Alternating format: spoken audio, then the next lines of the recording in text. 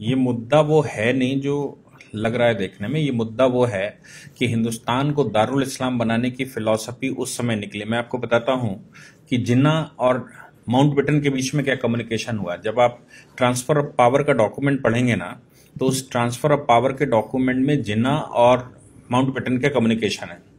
जिन्ना कह रहा है कि हिंदुस्तान मुसलमानों से तुमने अंग्रेजों ने लिया था और मुसलमानों को वापस क्यों नहीं करोगे, मुसलमानों से वापस लिया था, मुसलमानों को वापस क्यों नहीं करोगे। ये जिन्ना की पॉलिसी है, इसलिए हमको यहाँ का राष्ट्राध्यक्ष घोषित किया जाए। लेकिन उस समय ये संभव नहीं था क्योंकि आंदोलन में तो कांग्रेस पार्टिसिपेट कर रही थी, कांग्रेस उसमें मेल रोल पे थी और कांग्रेस लीडरशिप ही अंग्रेज से लड़ रही थी। पूरी उस समय की कांग्रेस लीडरशिप मतलब देश की लीडरशिप। कांग्रेस आज की कांग्रेस से उसको कंपेयर मत करिएगा। तो कांग्रेस मतलब आंदोलन में। तो अब जिन्ना को कैसे सत्ता ट्रांसफर हो जाएगी, वो कांग्रेस भारी है। तो जिन्ना ने एक प्रस्ताव दिया कि हमको एक छोटी सी जगह हिंदुस्तान के अंदर दे दो जहां से मैं दारुल इस्लाम बना लूंगा। उस पॉलिसी के तहत हिंदुस्तान में इसका बंटवारा हुआ, पाकिस्तान दिया। पाकिस्तान ने कंसिस्टेंटली अपनी पॉलिसी जो शुरू की वो डे वन से यही थी कि हिंदुस्तान को कैसे दारुल इस्लाम बनाना।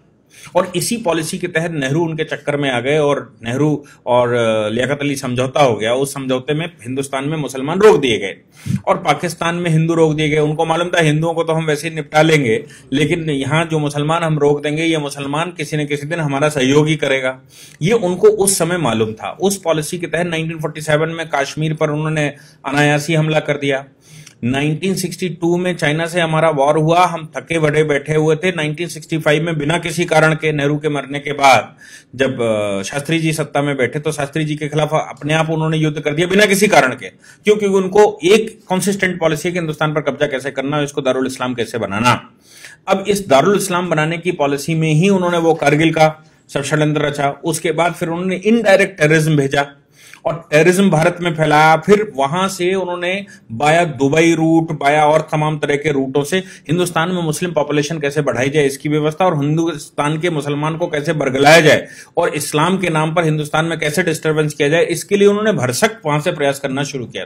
हिंदुस्तान में पॉपुलेशन कैसे बढ़े, इसके लिए वहां से इस्लामिक स्कॉलर्स भेजे जिन्होंने भारत में आकर कहा ये तो अल्लाह की देन है और पॉपुलेशन तो अल्लाह देते हैं, ये वही दे रहे हैं, वही खिलाएंगे, ये सब दुनिया भर की बात थी।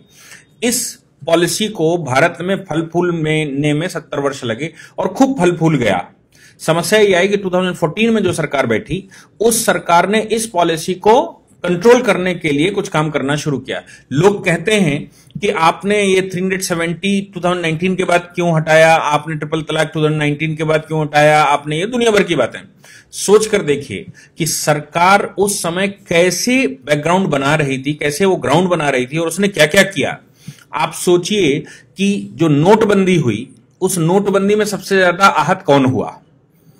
जो व्यक्ति लीगल सिस्टम में नहीं था, जो अरबियन कंट्री से पैसा आ रहा था, जो पाकिस्तान से फेस करेंसी आ रही थी, जो हिंदुस्तान में करेंसी लाकर दुनिया भर का खेल खेला जा रहा था, वो सारा पैसा कूड़ा हो गया। और कूड़े का मतलब ये हो गया कि वो लोग जो पाकिस्तान सपोर्टेड थे, बिना किसी रिटर्न भरे, बिना किसी लीगल सिस्टम में आए पैसा लगा रहे थे, उनका पैसा सब रद्दी हो गया।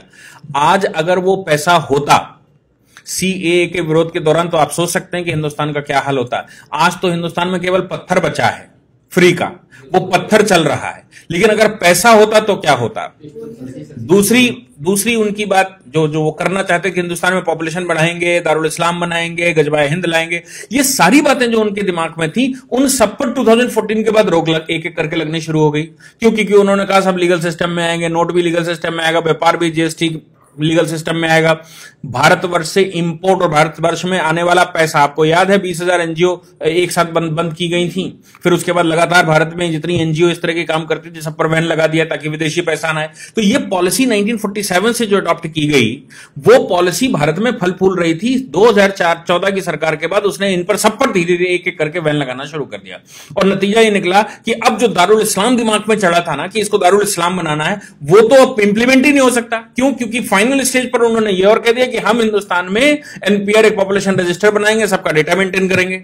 अब ये जो पाकिस्तान, बांग्लादेश और दुनिया भर से मुसलमान लाया गया था, किसी न किसी साधन से यहां पर रखा गया था, उसने यहां शादी ब्याह कर लिए, 20-20 बच्चे पैदा कर लिए, अब वो सब क्वेश्चन मार्क लग गया। तो जो भी सरकार ने किया उसके लिए उसने बैकग्राउंड तैयार किया, पहले 5 साल, और 5 साल के बैकग्राउंड के बाद 2019 में उसने काम करना शुरू किया। तो अब जो भी रिप्रिकेशन हो रहा है, जो भी हिंदुस्तान के अंदर विरोध हो रहा है, उसका मेन कारण है कि आज अगर सरकार पीछे न हटी तो हमारे जो दारुल इस्लाम दिमाग में बैठा हुआ है उसकी पॉलिसी एक एक करके सब फेल हो जाएगी। और अब दारुल इस्लाम बनाने की जो फिलॉसफी है वो इंप्लीमेंट नहीं हो सकती, किसी भी हालत में नहीं हो सकती, क्योंकि जैसे ही आप पॉपुलेशन रजिस्टर बनाएंगे, जैसे सीए के तहत लोगों को लीगल कर देंगे, जैसे ही आप अनऑथराइज कॉलोनी को ऑथराइज कर देंगे, हर कॉलोनी का एक सर्टिफिकेट बना देंगे, हर व्यक्ति का एक आईडी बना देंगे, तो फिर भविष्य में जो भारत को आप इस्लामिक कंट्री बनाना चाहते थे वो इस्लामिक कंट्री भारत अब कैसे बनेगा? क्योंकि इस्लामिक कंट्री नहीं बन सकता, इसलिए आज इसका विरोध करके वो कोशिश कर रहे हैं किसी न किसी तरह से भारत की जो सरकार है, आज की इस सरकार को हिला दिया जाए, ताकि हमारी जो पॉलिसी पिछले 70-75 साल से चल रही थी with the support of Pakistan and Bangladesh, वो पॉलिसी इंप्लीमेंट हो जाए और 10 वर्ष केवल और रुक जाइए। आज के पॉपुलेशन के जो डेटा हैं वो ये कह रहे हैं कि अगले 10 वर्ष के बाद हिंदुस्तान में 50% पॉपुलेशन होगी।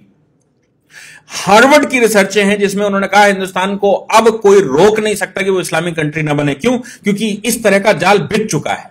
और जिस समय इस्लामिक कंट्री भारत में 50% से ऊपर आबादी मुसलमान हुई, उस समय सारे देश, जो 56 देश मुसलमानों के, जो वहां पर हुआ वही हाल यहां पर भी हो सकता है। इसलिए आज की सरकार अगर उस पर सब पर कंट्रोल लगा रही है, जैसे वो कह रहे हैं कि हम पॉपुलेशन रजिस्टर बनाएंगे, वो कह रहे हैं पॉपुलेशन पर हम बैन लगाएंगे, वो कहते हैं यूनिफॉर्म सिविल कोड लाएंगे, उन्होंने कंटक काटने शुरू कर दिए। 370 एक सेफ मोड था भारतवर्ष में टेररिज्म फैलाने का, 370 हटा दी।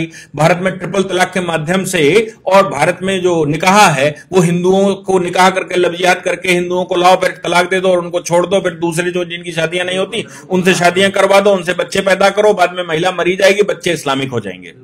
ये सारी पॉलिसी पर धीरे धीरे करके वो बैन लगता जा रहा। अब आप ट्रिपल तलाक नहीं दे सकते, अब मन भर गया या लड़की ने विरोध कर दिया, मुकदमा लिखवा देगी, तो अब हम चौथी शादी कैसे करेंगे और आगे का शादी का प्रोग्राम कैसे चलेगा, और लड़कियां बरगला कर कैसे लेकर आएंगे, कैसे उनको इस्लामिक बनाएंगे, कैसे उनसे बच्चे पैदा करेंगे, वो सब पर बैन लग रहा है। जो प्रॉपर्टियां हाईवेज पर खरीद कर रखी हैं, जो प्रॉपर्टियां दुनिया भर की खरीद कर रखी हैं, उन प्रॉपर्टियों में भविष्य में लिस्टिंग हो रही है, क्योंकि सब आधार से जुड़ जाएगा। तो आपको ये बताना पड़ेगा आप प्रॉपर्टी कहां से लाए, आप तो पंचर की दुकान खोले हुए थे, आपके पास ये 5 बीघे का हाईवे के किनारे कैसे आ गया? ये पॉलिसी, इसी को ध्यान में रखते हुए वो असम का जो वो कह रहा था ना शरीरुल इमाम, कि असम की नैक हमने पूरी घर कवर कर रखी है, दोनों तरफ हम लोग हैं और वहां से फौज आएगी तो हम उनको जाने नहीं देंगे। इस पॉलिसी के तहत ही हिंदुस्तान के सारे हाईवेज पर मोस्टली 70% मुसलमानों ने परचेज करके रखा है with the support of the Pakistan और by the route of Arabian countries. और अब उन पर क्वेश्चन मार्क लगने वाला है। तो आप जो 70 साल से बनाए बैठे थे कि हमें इसको मुस्लिम शासन लाना है, हमें यहां इस्लामिक शासन लाना है, वो धीरे धीरे करके मिथक टूटेगा तो विरोध होना स्वाभाविक है। इसलिए आज की सरकार का विरोध इस बात का नहीं, क्योंकि सीएए में तो कुछ ऐसा है ही नहीं ना जो विरोध करने लायक हो। विरोध सिर्फ इस बात का है कि आप जो करने वाले हैं, भविष्य में जो कर सकते हैं, उसका जो आपने प्लेटफॉर्म बनाकर रखा है, उस प्लेटफॉर्म को ही हम चरमरा देंगे। और जिस दिन वो प्लेटफॉर्म गिर जाएगा उस दिन हिंदुस्तान को दारुल इस्लाम बनाने से कोई रोक नहीं पाएगा। बाकी पॉपुलेशन थोड़ी सी बचेगी, जैसे पाकिस्तान में 23% बचे थे, कहीं 27% बचे थे, बाकी वो सब खत्म हो गए ना धीरे धीरे करके। हिंदुस्तान में भी 50% से ऊपर पॉपुलेशन होगी तो धीरे धीरे वो मार देंगे। जैसे कश्मीर में उन्होंने 1989 में किया था कि कश्मीरी पंडितों को पहले समझ नहीं आया, लेकिन जिस समय उनकी पॉपुलेशन बढ़ गई उसने मारपीट के बराबर कर दिया और कश्मीर घाटी खाली करवा दी। हिंदुस्तान भी ऐसी ही पॉलिसी के तहत करने की तैयारी है। बंगाल आप आज का देख लीजिए, बंगाल में प्लेटफॉर्म पर लोग बैठे हुए हैं, ट्रेनें नहीं चलने दे रहे।